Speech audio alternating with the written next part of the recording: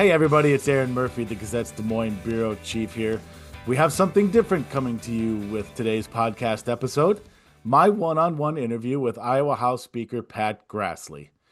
Now, before we dive into it, let me give you a little bit of backstory here. Our reporter roundtable discussion format has served the On Iowa Politics podcast well over the years.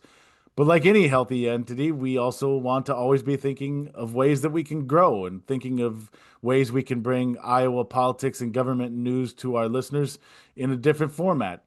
And over time, I started to think that maybe occasionally we could do what 99% of other podcasts do, which is conduct interviews with interesting subjects. I know, what a radical thought, right? I also want to use this time to quickly set some expectations. What you're about to hear is not going to be a classic interview between a beat reporter and a political/government leader. I'm not going to go down the laundry list of all the most current and pressing news stories. I want these interviews, these conversations to serve as an opportunity to learn more about the government and political leaders in our state by asking them exactly the kinds of questions that we State House journalists normally would not ask in a normal interview or press conference. I want to talk about the things that are interesting and important, but that we normally wouldn't ask these folks about for, say, a daily story in the Wednesday newspaper. And I apologize if that's not clear. It will be. You'll get a better understanding once you listen to this interview. But I just wanted to set that expectation going in. As for these types of episodes, more generally speaking, we hope they'll be periodic. They'll basically happen when two things happen. One, that there is someone that we feel is interesting and that we'd like to talk to. And two, when that person is willing and available. I don't plan to make any promises or guarantees or regularly schedule how often these happen because I don't want to shoehorn us into doing one just for the sake of doing it. I want to do these when we feel it's worthwhile. So the next one may be next month. It may not be till next year. We'll see. Stay tuned, as I like to say. All right, I think that's it. Let's get to it now. Please, everyone, enjoy our On Iowa Politics podcast interview with Iowa House Speaker Pat Grassley. All right, well, we're here with House Speaker Pat Grassley. Appreciate the time, first of all, Mr. Speaker, to sit down with us. I'm just going to jump right into it. I want to start out kind of more generally speaking, get people read your name in the newspaper a lot, see you on TV, so they know House Speaker Pat Grassley fairly well. I want to learn a little bit more as we get into this about Pat Grassley. So tell us a little bit about your family, your farm back in, forgive me, New Hartford, right? New Hartford, So, grow up on this. I've lived within 1 mile of my mom my entire life, if that tells you any. I'm kind of a country kid. Love being around the farm. Work with my dad and my grandfather. Obviously, Senator Grassley's my grandfather, but my dad's the one that really has made it so my dad or my grandfather and myself can do what we do. My dad picks up a lot of the slack. He would just as soon never be mentioned or never be a part of anything, and that's the way he likes it. And so it works out pretty well for what we have going on. And then 3 kids. My oldest daughter's at UNI in the nursing program, doing really well, and my middle daughter's sophomore in high school. And so a lot of my time is spent in the gym. It always has been, but now I only have 1 versus 2 to track. And then my youngest son, Chancellor, he's in 5th grade. So we're just kind of getting him up and running and the weekends being gone. But a lot of the things that I like to do is obviously be on the farm. Politics is one of the things I always said. I think my grandfather, he loves politics, and I like politics, but I also like to farm as well. And so I try to find that balance with what I do. I was going to ask, are you active? Heavily involved in it? Yep. So I work. In fact, I was out there yesterday. My dad was wondering what time I'll be home tonight to see if things are still going on when I get there. So that's a lot of my life. At the same time, making sure that by 3:30, 4 o'clock, we stop so I can try to get to the ball games and things. I've tried really hard not to miss that stuff, especially when we're in session. The basketball season, half of that is during that, so I miss at least 1 game a week. So during the fall, even though it's a busy time, my dad's done a great job to make sure that I go to those things. What's on the Grassley farm? So we corn, soybeans, about 60-40 split corn to soybeans. Maybe even a little higher than that, and then we also raise some cattle, just finish out cattle. That's more of a hobby/addiction than it is really the main crux of the farming operation. That's enough to keep me, that's kind of keeps us busy on those summer days when you have nothing else to do, or a winter day when I'm sitting in Des Moines having meetings. My dad's on thawing water, so it's a really good deal for me. Hobby/addiction, what do you mean by that? It's one of those things that when you grow up around agriculture, you want to make sure, you kind of have some things that you've done, and we've transitioned. But we used to do, before I became speaker, we used to bottle feed Holstein calves. We would buy about 120 at a time. We would bottle feed them for 6 weeks. And that's what I did, to help supplement the income on the farm. As I've gotten more involved with my time has been more taken away from the farm with this current job. We've kind of transitioned over to just finishing cattle. So I kind of say it's one of those things that it doesn't make the operation run, but it's also something that we've done to diversify a little bit. And you look at a lot of young farmers across the state, and I'm probably not in the young farmer category anymore. Now that I'm 42, half your age. And so now that I'm in this category of trying to balance multiple different things, we've transitioned a little bit more over to a less labor-intensive part of the farm, but still part of the diversifying. Yeah, I appreciate that, by the way. It's a little too close to accurate, that's what I'm afraid. How corns and soybean, how'd the crop go this year? Yeah, so soybeans are done. They did really well. I don't know if it's probably close to what a record crop. Haven't added up the final scale tickets. You don't want to count them at the table, but really good. Corn seems to be going really well. It's kind of spotty based on different varieties. Everybody says, it rained, you're going to grow record crops. Well, sometimes you can stress the crops out with too much rain, depending upon the drainage of the farm and all those other things. So I would say overall, the crop itself is going to be a good year. Okay. We feel pretty good about where we're at. That's good to hear. You mentioned the kids. I know from talking to you in the past how much you enjoy getting out to the sporting events when you can. I remember right when you were on Iowa Press last, which would have been back right after session, right? Yep. So May-ish, June-ish, you're getting ready for state track. Yeah, my daughter was so my kids go to Dyke, New Hartford. I didn't say that earlier. That's where I also went. Interesting story I'll share with you since we're in the podcast format now, that we were doing the math, and we think that there's been a Grassley, whether it's from my grandfather all the way down to my children in the Dyke, New Hartford school system, almost since the 40s. Maybe there might have been 1 or 2 years. We're not sure if we had one in there, but so we have a long history. Otherwise, no gaps. Yeah. So we don't know if there is a gap in there. Maybe it's 2 years. I'm not sure. I'm trying to get that settled. And this is K-12? Yeah, so that would be at the Dyke, in either before we consolidated in New Hartford, but in the Dyke, New Hartford school system. But that's been, my kids have been very fortunate to be a part of some really successful teams. So I always, you don't say you're going to state as you're bragging, but my daughter Reagan was on the 4x8 last year that did that. My other daughter, Indy, before she graduated, she was a part of some really special teams as well. So I'm kind of the super fan too. I don't know if you got to see when my oldest daughter made it to state their senior year, she even got me to put her number in the back of my hair. So I don't think how did I miss that? Well, it was something that we kind of advertised. It's something that you don't want on your campaign material against you in the future, but also you have to make sure you're dad first and then politician second. Sure. Colored in? It might have been colored in. Yeah. Maybe we'll give you a show after that to give you a show what it was. It looked really good. It did. I kind of stuck out at the volleyball match. I'll tell you that. I can imagine. Yeah. That's fantastic. When the teachers hear there's another Grassley coming, is that good news or bad news in the Dyke, New Hartford? So far, everyone has been very happy that they're not exactly like their dad, especially my oldest. I think my middle's a little bit more like her father. I had a tendency to like to entertain a little too much. If you can't believe that, I have an interesting It's really a stretch. Yeah, it is. My middle daughter may have a little bit more of that than what I would like to admit, but it is kind of a funny thing. In fact, the other night, to your point in saying this, my daughter goes, Did you have Mickey as one of your teachers? And I said, no, Mickey was in my class. So that if that puts into perspective, like some of those connections in small Iowa, I know that feeling. Yeah.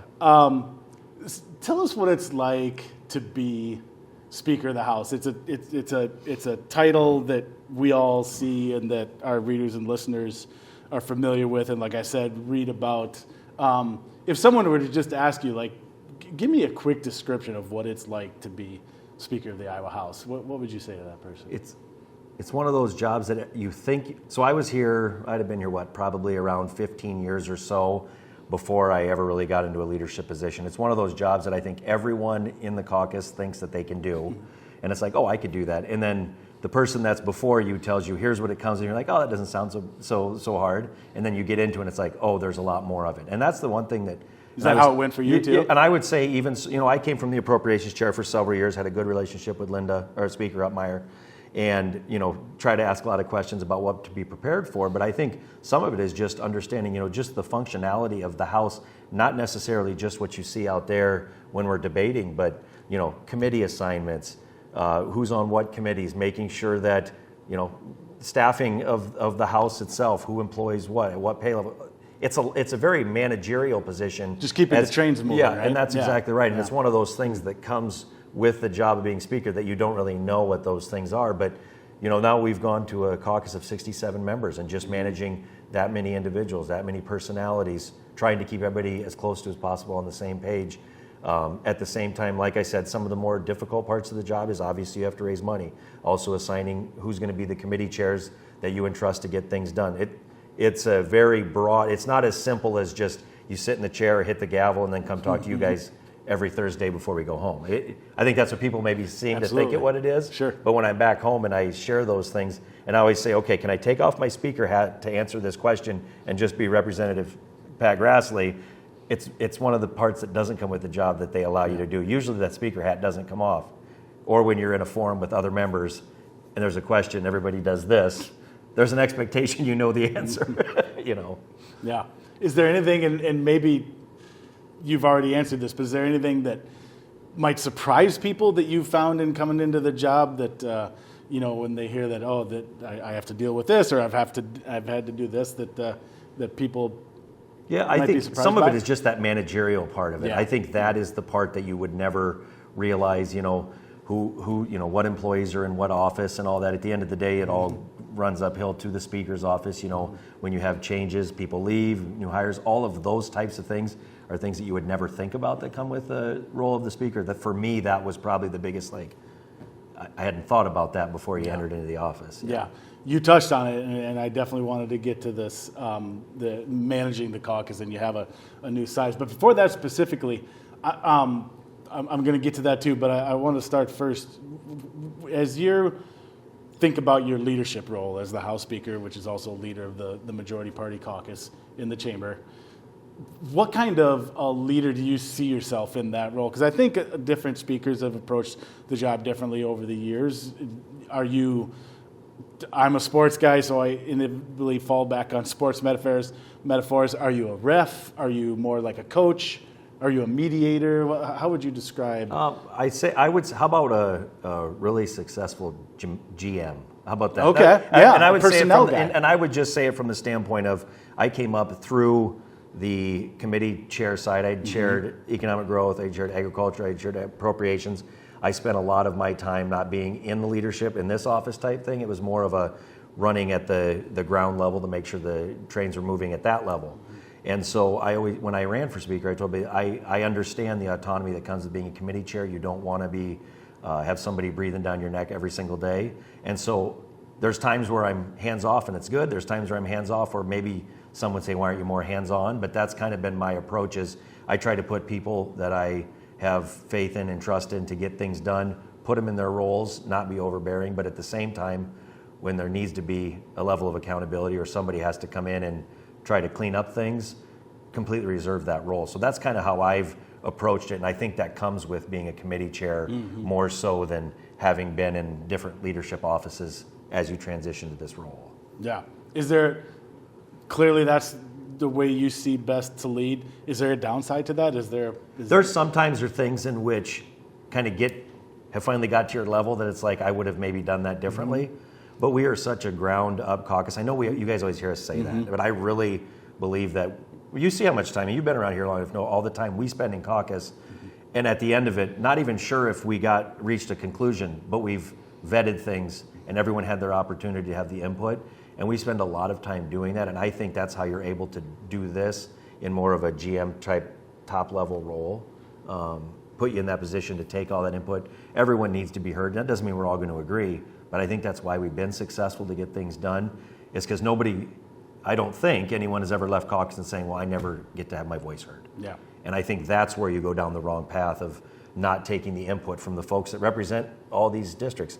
Can't do an interview without telling you all 99 counties, Erin, so keep that in mind, but taking it from all across the state and taking that from our caucus and then what we move forward as far as our agenda.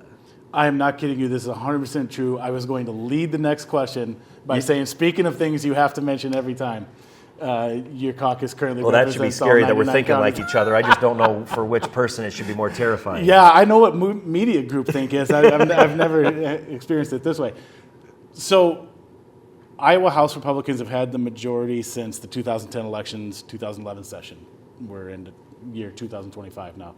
You've, as a not maybe you specifically as speaker, but you were around, and the caucus has had a majority where it was 53-47, very narrow majorities.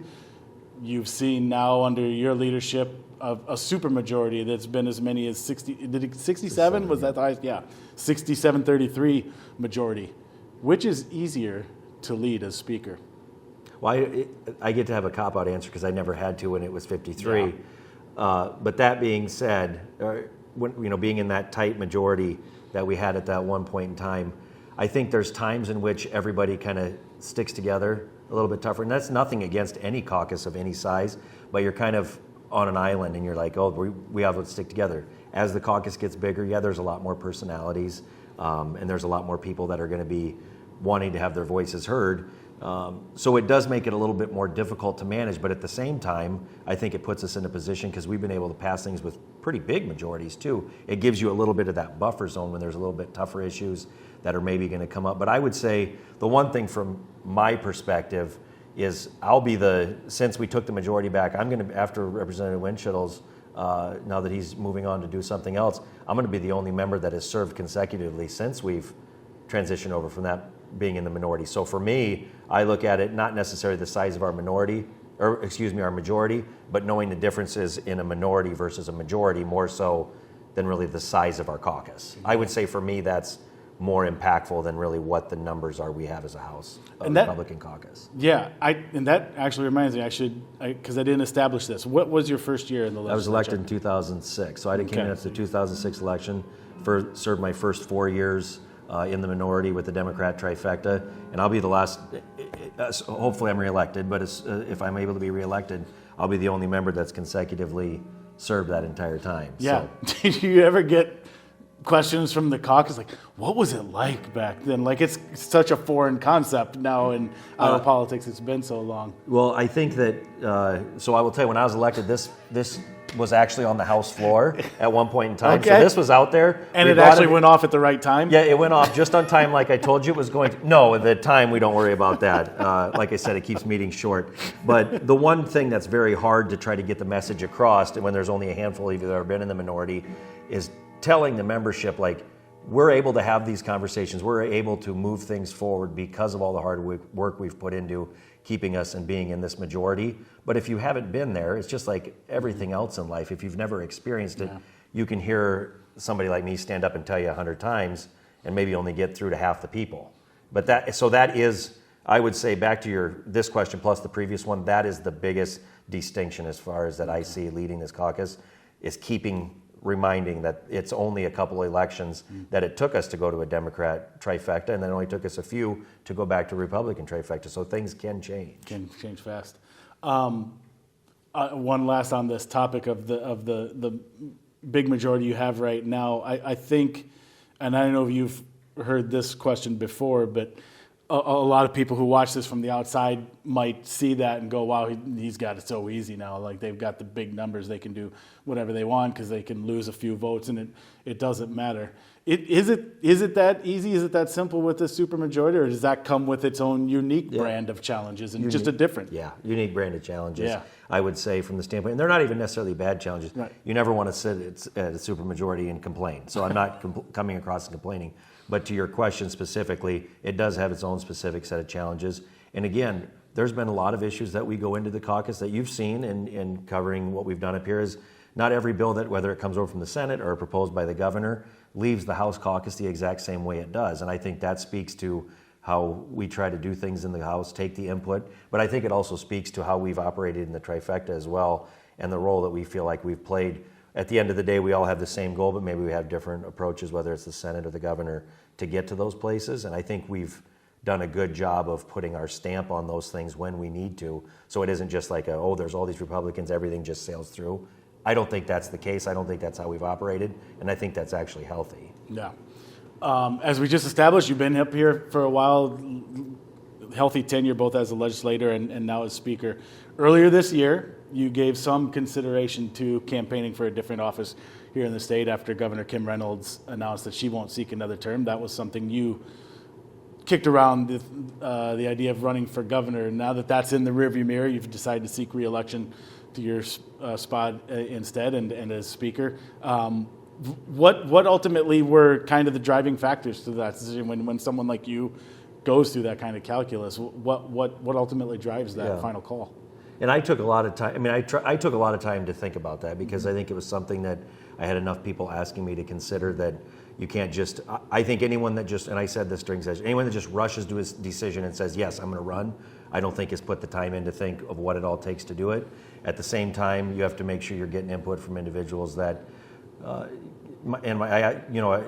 haven't talked a lot about my grandpa, but one of the things that he said, there's going to be people that give you advice for what they think is good for you and they actually think it, or maybe they think it selfishly. So make sure you're discerning that. So as you take that input and think through it, what's the right decision? And for me, ultimately, and we touched on this earlier and probably spend as much time on it as we will any other topic, but with where my kids are in life, I grew up in a family that was fairly unique to politics, or unique from my perspective. It wasn't really unique because it's all I knew, but grew up in a family where to do those kinds of positions, like what my grandfather's done, to be a governor, to run for any sort of higher office, the amount of time commitment that you make and the lifestyle change that you have to see, I've lived it firsthand. I've grown up in it. I've seen what it is. I wouldn't want it any other way for my grandfather, but at the same time, that was really one of the, if not the driving decision for me, is where my kids are in life, the things that I really like to do, and I like to farm. I like to be at the kids' stuff. I like to do this as well. And I also wanted to put myself in a position where I've led this caucus, I think, in a way that we still have not only more that we can do, but I think we're one of those things that can be a stabilizing force in state government from the standpoint of we've been in the majority since 2010 election. We've shown that we can get things done. At the same time, we can kind of be here to be that check on everything that's going on, regardless of how elections turn out. We're still hopeful that we'll have big majorities in the House, and we can still make sure we can move Iowa forward. And so all of those factors led to that decision. Now that doesn't mean, and I will tell you that I don't usually say stuff like this, that doesn't mean someday I won't. But I'm just telling you right now, I wasn't going to use any sort of ambition just when the timing may not be right. We're still on the same page because that's the next question after this one. You're stealing my script from me. Listen, I know where you can't see this, can you? No, there's got to be a Chuck Grassley question in there, so I'm waiting. It's literally the next one. Okay, go ahead. But I'm going to ask you the way it gets asked to me.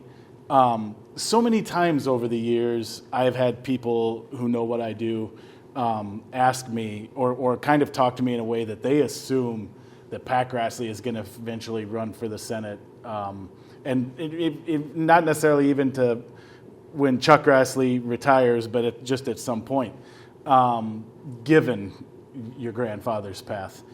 And I have always had an answer to that question that I think sometimes surprises them. I'm not going to tell. I want to get yours first. Well, no, I'm very curious. I might ask you a question. We'll see, but I'm curious to see where you're going. Well, okay, so I'll tell you what I've told those people is, and this was in those moments, and to what you just said, maybe that changes in the future.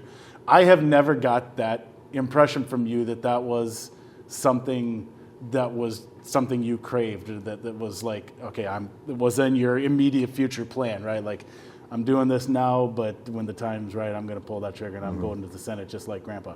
I never got, now I could be misreading, so you can tell me if I'm wrong about that. But that was always my answer to people, is don't assume that that's the case.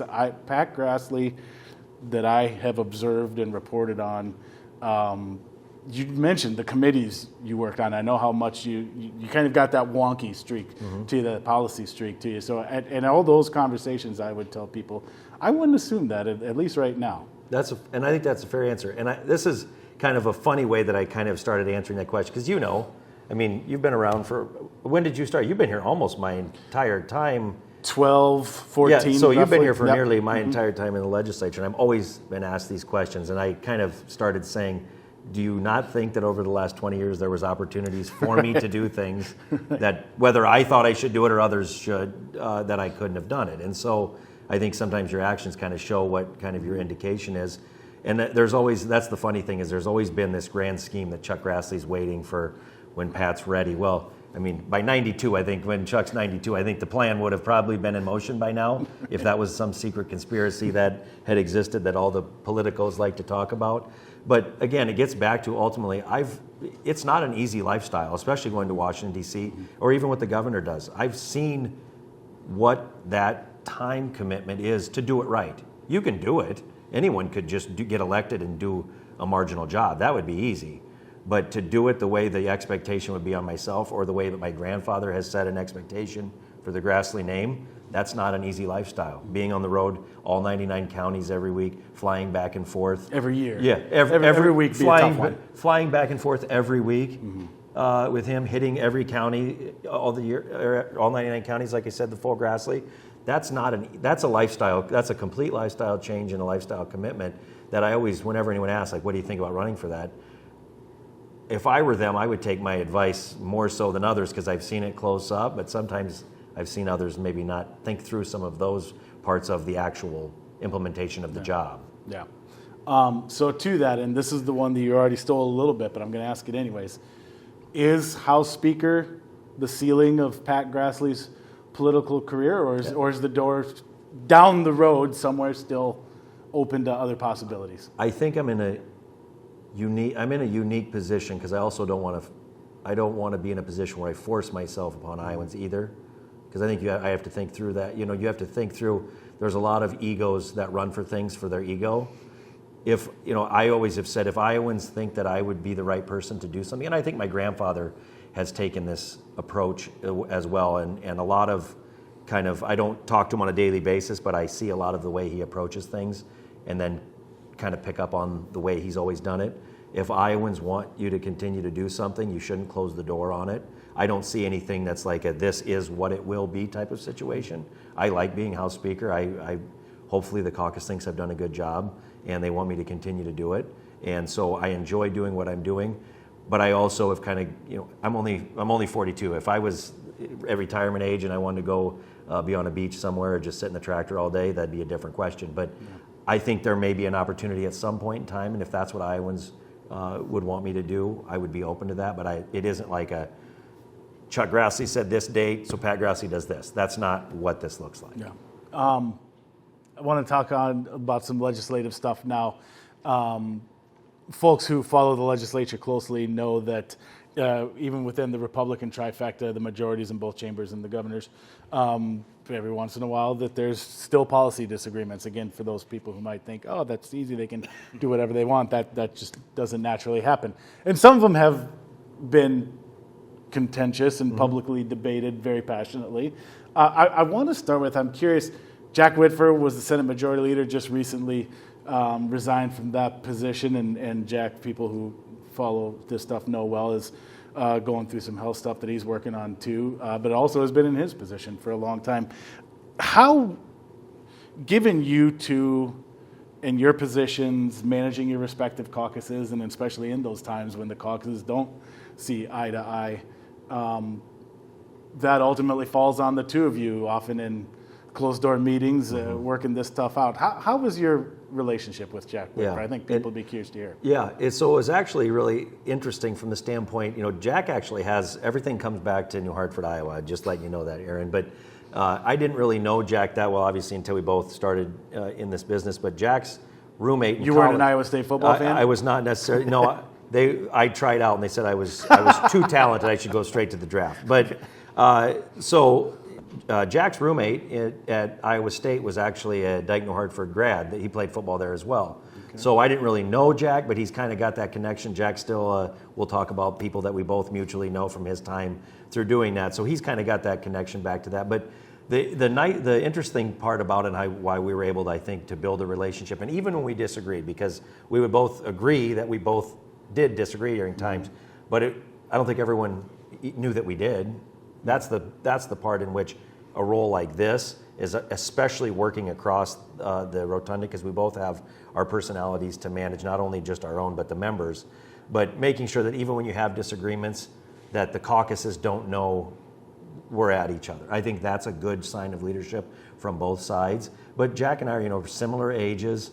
I'll see him at volleyball tournaments. He was at a volleyball tournament last spring that my daughter was playing in. Our kids are a year apart. Our oldest two, I think, are a year apart, if I remember right. And they were the same volleyball tournament. So some of it is just like you're living those types of times of your life at the similar time. So that's how we were able, I think, to get pretty close. And from the standpoint of, I think everyone thought whenever we were meeting at the rail or going over each other's offices, it's always been one of our favorite parts, is like wonder what everyone thinks is actually happening.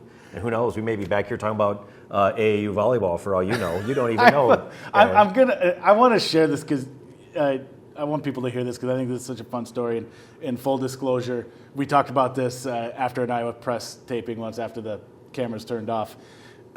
I was telling you how during this last session, during that marathon last day, the last 2 days actually, there's inevitably these starts and stops and these long stretches of nothing happening.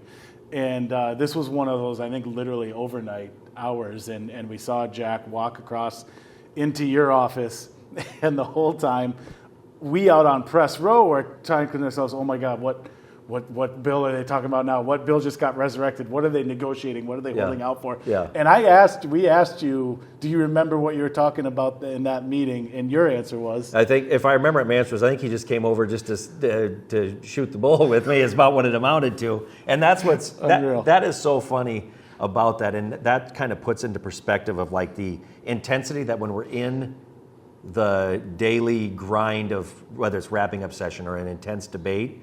And, a lot of the times once the wheels are in motion at him and I's level, the wheels are in motion and it's already done. Like whatever's going to happen is already happening. So we might not, like I said, we may sit and talk about our kids' volleyball or something, and everybody, what are they talking about? Why are they meeting at the rail or whatever? And we're kind of getting a kick out of the fact that everybody's getting all shook up about it. At least that's going to cause maybe 1 or 2 less gray hairs next session for me. I'm glad to know that now. New leadership, though, so you never know, Erin. You don't know. You don't know. That's true. Yeah, you got to monitor that. Speaking of new leadership, and you mentioned Representative Wenschittel, who has moved on and now is running a congressional campaign. You have a new majority leader in Representative Bobby Kaufman.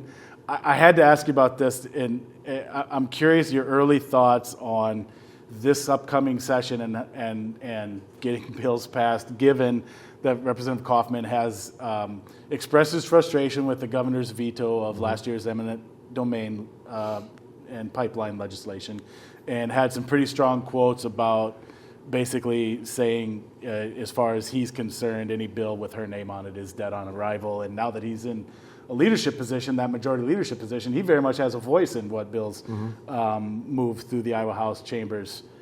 Have you talked to Representative Kaufman about that, and how do you foresee managing that relationship as in your role as Speaker? Yeah. And I think Bobby's made some comments, not publicly to the caucus.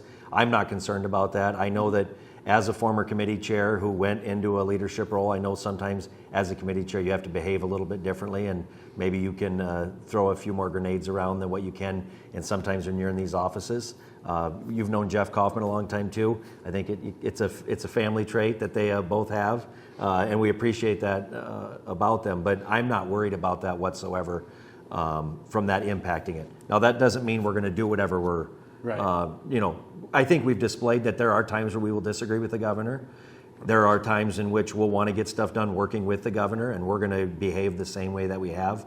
But I don't have any concerns about that being an overarching theme that would come from our offices. Yeah, so are you saying, I want to make sure I understand this right, that was a comment that committee chairman Bobby Kaufman made, timing-wise, was before he was elected majority leader, that maybe now that he's majority leader, he might not necessarily take that same... I would just say, I won't speak for Bobby, sure, but I am not concerned that any issue that we've had in the past in different roles would lead to carryover to cause us to not be able to still work to get things done. At the same time, I would say there still are going to be things we disagree with the governor on, and I don't want the public or you guys as well covering that, oh, here it is, it's in action because the House disagrees with the governor, this is the payback. That's not what it would be. It would just, we've shown there's just times where we have some disagreements, and we'll work through those. But I wouldn't be concerned about that going into this session. Okay. And you mentioned Mike Klimisch is the new Senate Majority Leader in the Senate. I'm wondering if you had a chance to talk to him yet, and have you guys talked about what we just did about, you know, how you will work through those moments? We haven't had a chance to have a meeting. We've exchanged some texts and some that was fairly conversations. recent. Yeah, we've had some conversations, nothing very significant. Okay. We probably will as we're ramping up here, getting closer to session. I've had the opportunity, you know, there's been issues that have been, that Senator Klimisch, Leader Klimisch, I should say, has led on that he's been over here working with our members, and I've been a part of meetings, and he seems to really be a guy that gets in the weeds, understands policy, and wants to do things the right way when it comes to managing legislation. Mm-hmm. Obviously, managing of the caucus, it's more of a him problem at this point than what it would be from my perspective. But I think obviously he did really well from what it sounds like in their election. So usually when you have the caucus behind you going into that usually plays itself out pretty well. And I'm just curious, real quick, if we established you and Jack had been in those positions for so long, he had been the guy that you worked with. Is there anything that makes, and I don't mean this to come off as, is there anything you question about Senator Klimisch, but just from a standpoint of that's a new person in that seat now that you have to work with on those things versus you had been so accustomed to working with Jack over time. How do you feel going into that? I think that Senator Klimisch and myself will get along just fine. I don't see that being an issue, but I also don't know what I don't know. Sure. Sort of like he's walking into not knowing what he doesn't know, the same way I did when I did several years ago. You don't know what you don't know at this point, but I don't see anything like a pre-standing riff or anything between the House and the Senate or Senator Klimisch and our leadership that's going to be problematic. I think I feel very confident he has the same objectives of moving Iowa forward. So I feel that isn't going to be an issue. Yeah. And hopefully, you know, being the senior guy at the table now, everybody will just take my advice. There you go. That'll make everybody's life easier, Erin. I hope that goes for us too. Before we let you go, and I appreciate all this time, I didn't want this to be a press conference kind of thing, but there's two topics that I'd love to just pick your brain on. And again, our history and how long I've covered the legislature, I will say the line for you that you have not talked to your caucus yet about issues. You can't speak to any particular legislation that might not come. So I know that's the background for the benefit of people listen. Big picture-wise, as topics, two things. One, obviously, with the fallout of everything that's been happening in Des Moines Public Schools with the superintendent there.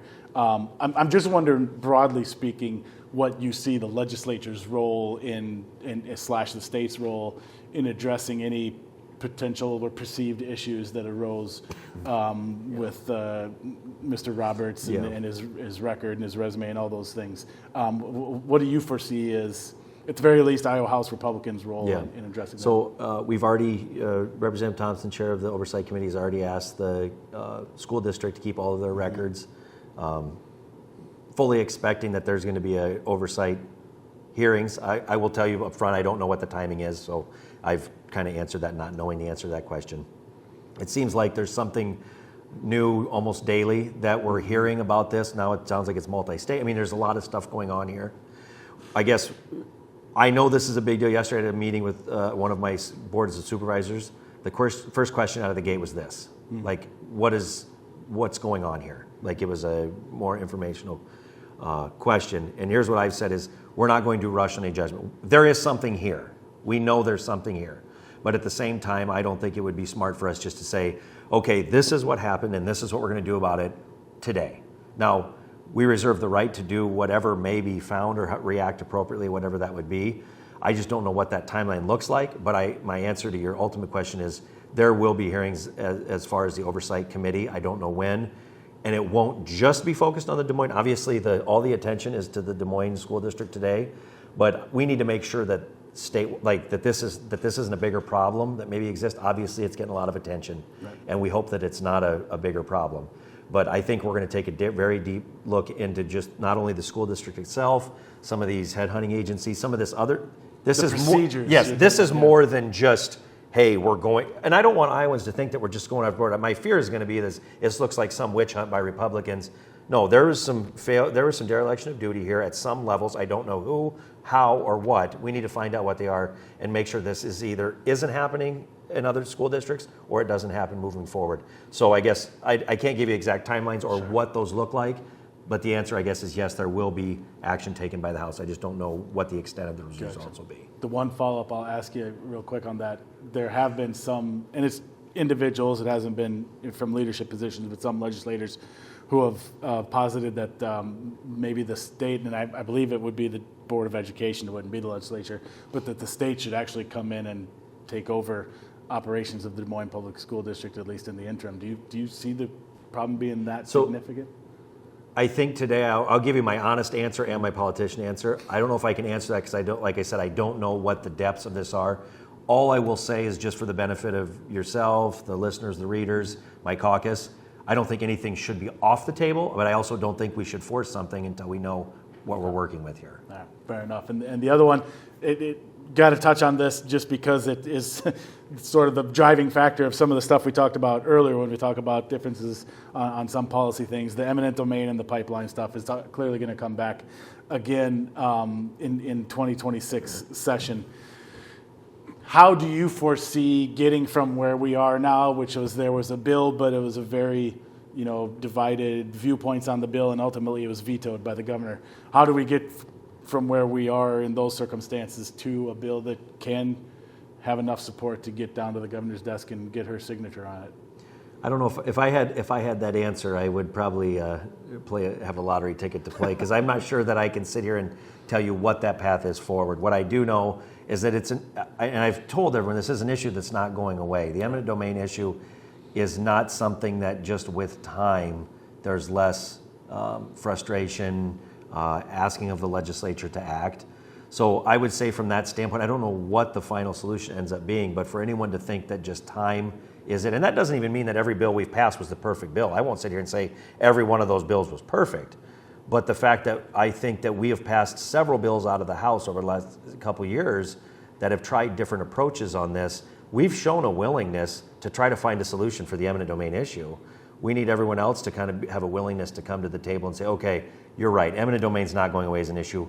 What is a path forward? That's what we're trying to find, what that path forward would be, because again, I don't see this just being one we show up in January and no one's fired up about, because it's going to be, we just haven't decided as a caucus what is the right path forward, but it's going to be something that's on our plate again this year. You and Mike Klimisch aren't going to be able to hammer that out at that first introduction? Well, I mean, if somebody has a solution that makes everybody happy, I'd love to hear it. I won't take up any more of your time. Speaker Pat Grassley, I very much appreciate you taking time and chatting with us. Yep. As always. Thanks, Erin. Thanks for coming on. Thank you. Appreciate it. So there it is, our very first On Iowa Politics podcast interview episode with Iowa House Speaker Pat Grassley. I hope you enjoyed it. I hope you found it illuminating, and I hope we'll have many more of these in the future. Stay tuned. On behalf of our producer, Bailey Cichon, and our entire On Iowa Politics podcast team, thank you as always for listening. Be well, everyone, and be good.